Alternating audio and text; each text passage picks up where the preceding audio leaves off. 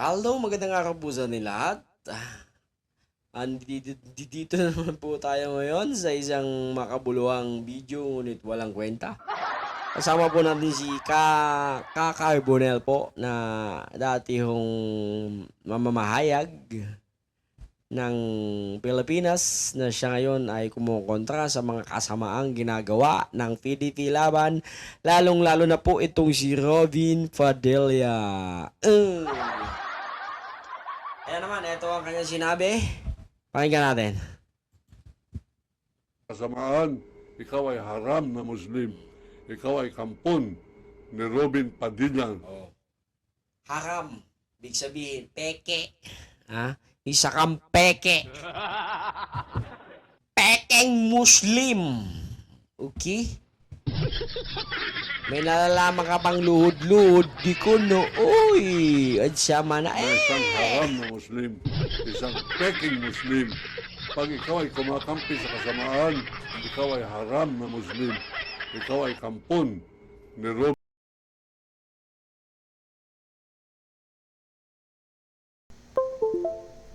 Padilla na isang haram na Muslim.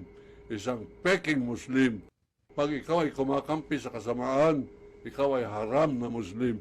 Ikaw ay kampon ni Robin Padilla na isang haram na Muslim. Isang peking Muslim. Pag ikaw ay kumakampi sa kasamaan, ikaw ay haram na Muslim. Ikaw ay kampon ni Robin Padilla na isang haram na Muslim. Isang peking Muslim. Pag ikaw ay kumakampi sa kasamaan, ikaw ay haram na Muslim. Ikaw ay kampon ni Robin Padilla na isang haram na Muslim. Isang peking Muslim.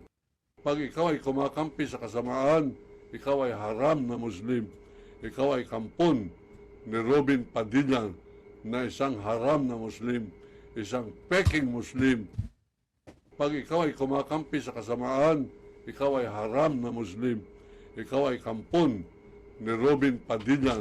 Hindi lang ho kasamaan talagang sobrang ubod ng sama. Kasi maalam niyo mga kaibigan, pinipilit po nilang i-wash out itong impeachment. Pinipilit nilang patayin itong impeachment ni Sara Duterte. Ha? Talaga naman dapat sana trabaho nila. Ha?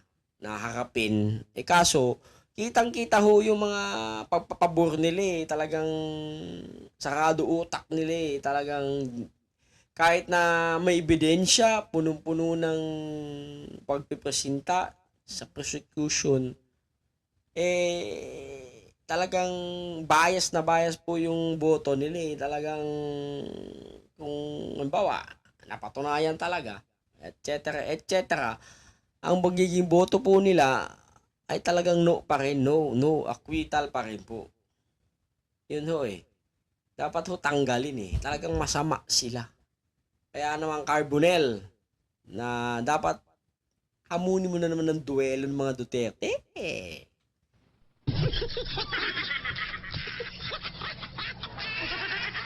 Itang inaantok na ako. Sige na, hanggang sa muli. Magandang araw. Like, comment, and subscribe.